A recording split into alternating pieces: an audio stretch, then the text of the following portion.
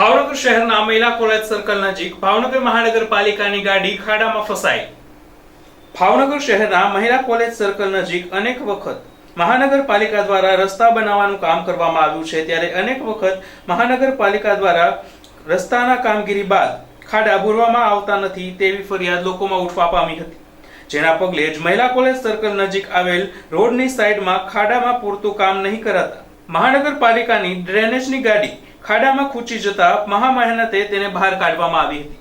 ત્યારે ભાવનગર તંત્ર દ્વારા કામગીરી પત્યા બાદ યોગ્ય પુરાણ કરીને ખાડા ભરવામાં આવે તેવી લોકમાંગ ઉઠવા પામી છે।